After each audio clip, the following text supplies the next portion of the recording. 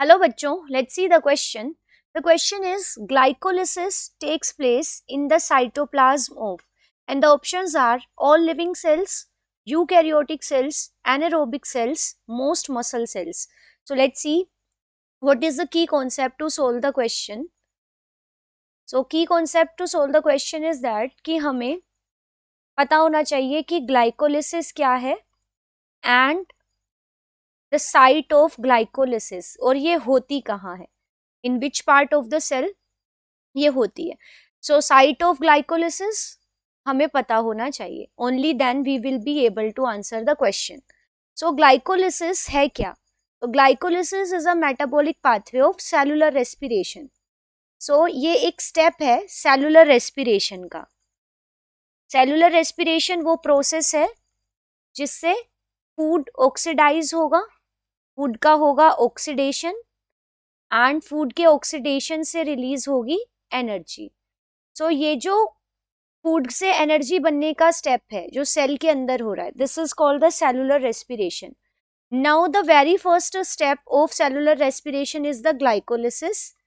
जब ग्लाइकोलिसिस में होता क्या है कि ग्लूकोज, ये जो स्टेप, ये वर्ड है, ये दो वर्ड से आया है, ग्लाइकाइज जिसका मतलब होता है sugar, and the word lysis, it means the splitting.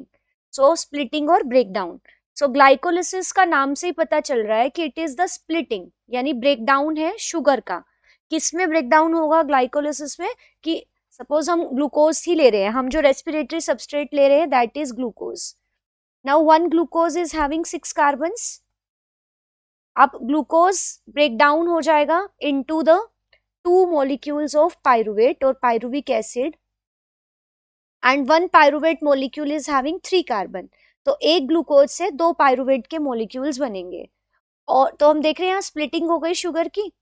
अब ये जो ग्लूकोज से पायरुवेट बनने वाला प्रोसेस है, it does not requires oxygen. So यहाँ पे नो यूज ऑफ ऑक्सीजन, यहाँ पे ऑक्सीजन की रिक्वायरमेंट नहीं होती.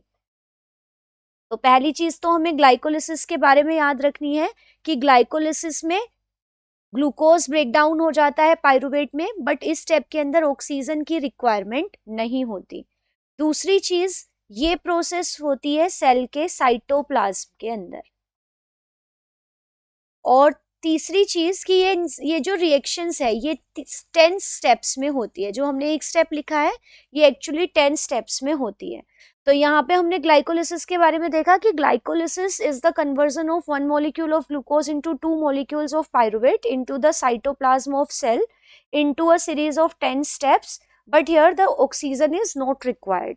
सो अब ऑक्सीजन नहीं रिक्वायर्ड है तो इसका मतलब जो ग्लाइकोलिसिस है it is common pathway, it is a common pathway. चाहे रेस्पिरेशन एरोबिक हो, मीन्स ऑक्सीजन चाहिए आगे, या एनारोबिक हो. तो चाहे कोई भी सेल हो और कोई भी ऑर्गेनिज्म हो, पहला स्टेप जो रेस्पिरेशन का होगा दैट इज द ग्लाइकोलिसिस. और every cell is having the cytoplasm. So चाहे वो सेल प्रोकैरियोटिक हो, जैसे कि कोई बैक्टीरिया की सेल है, और चाहे वो सेल यूकैरियोटिक है, इट मीन्स जहाँ पे वेल डिफाइंड न्यूक्लियस है. तो ग्लाइकोलिसिस प्रोकैरियोट्स में भी होगी, यूकैरियोट्स में भी होगी, एरोब्स में भी होगी, एनारोब्स में भी होगी. So this is a universal pathway. ये हर तरह की सेल में आपको देखने को मिलेगा. तो it is a universal pathway of respiration जहाँ पे एनर्जी रिलीज होगी खाने से. तो यहाँ पे पायरुवेट के साथ साथ हम एड ऑन कर सकते हैं कि एनर्जी भी रिलीज होगी. तो यहाँ से हमने देखा क्योंकि ग्लाइकोलिसिस में ऑक्सीजन की रिक्वायरमेंट नहीं है, सो ये एनारोबिक सेल्स में भी होगा, एरोबिक में भी होगा, ये यूकैरियोट्स में भी होगा, ये प्रोकैरियोट्स में भी होगा. Muscle cells are the eukaryotic cells, ये इनमें भी होगा. So every type of living cells perform glycolysis. So the right answer of this question will be the all living cell. It means option A. I hope you understood it well. Best of luck. Thank you.